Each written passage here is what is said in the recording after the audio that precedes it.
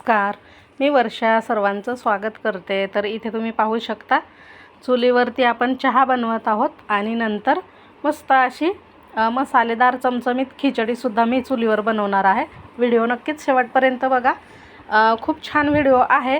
तुम्हाला नक्कीच चुलीवर जेवण बनवायला आवडत असेल तर हा व्हिडिओ शेवटपर्यंत पहा। तर इथे पहा आपण चहा आधी बनवून घेत आहे। मस्त आता संध्याकाळची वेळ आहे आणि आमचं काय झालं ना, सिलेंडरचा थोडासा प्रॉब्लेम झाला आहे, त्यामुळे म्हटलं चला संध्याकाळचा स्वयंपाक हलका फुलका आणि खिचडीच आपण मस्त अशी चुलीवरती चवदार बनवूयात। तर त्याआधी मस्त दीदी आणि मी इथे चहा करून पित आहो।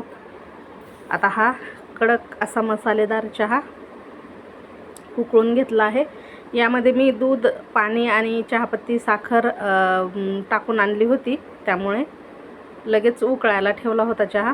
आता मस्त बघा असा चहा उकळून तयार आहे।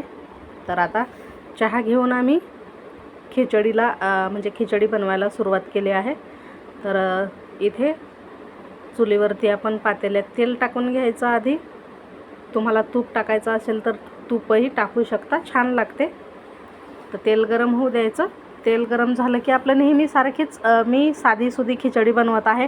खूप काही मसाले नाही आणि खूप म्हणजे जास्त साहित्यसुद्धा नाही आहे, पण पौष्टिक अशी ही खिचडी तयार होणार आहे। तर इथे तेलामध्ये जिरं मोहरी चांगली तडतडू द्यायची, नंतर असा चिरलेला लसूण टाकायचा आहे। भरपूर लसूण टाका, लसणामुळे देखील या खिचडीला अप्रतिम अशी चव येणार आहे। त्याचबरोबर इथे हिरव्या मिरच्या अशा चिरून घेतल्या आहेत, त्यासुद्धा टाकायच्या 5-6।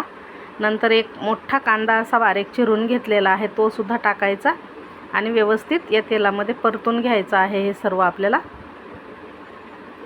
आता तुम्ही याच्यात आलं देखील टाकू शकता, मी आलं नाही घेतलं। तर आता हे बाकीचं आपल्याला छान व्यवस्थित सोनेरी रंग येईपर्यंत परतून घ्यायचं आहे।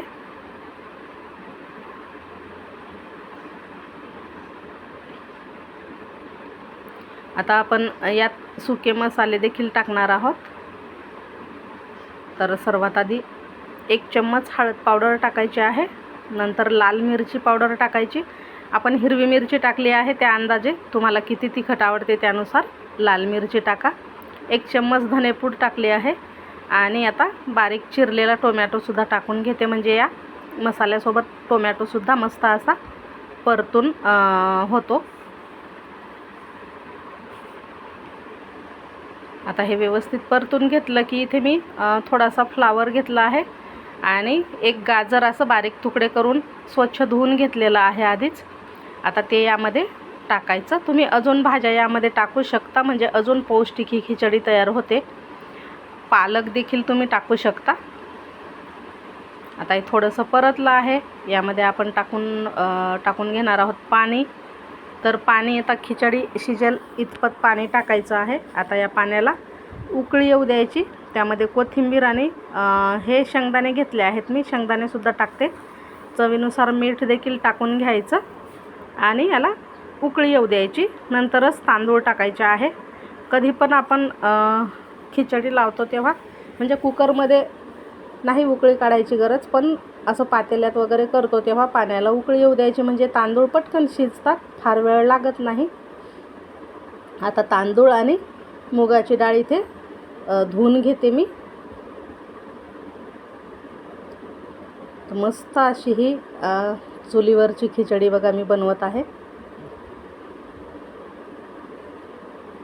संध्याकाळच्या टायमाला छान वाटते गच्चीवर यायला, तर म्हटलं चला आज गच्चीवरच आपण जेवण बनवायचं आणि जेवणसुद्धा गच्चीवरच करायचं आहे।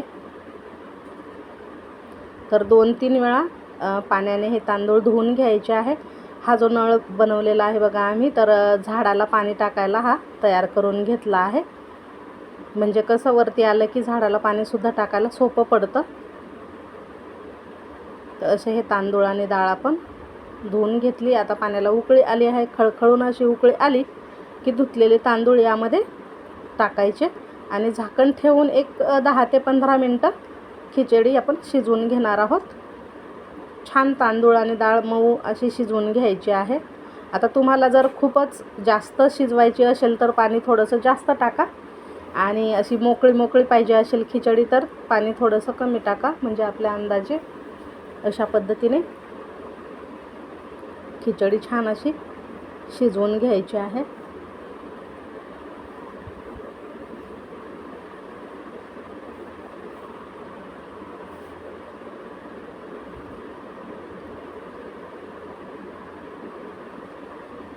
आता थोडीशी खिचडी शिजत आली की मग झाकण काढून ठेवलं किंवा मध्यम आचेवर शिजवून घ्यायची आहे ही खिचडी.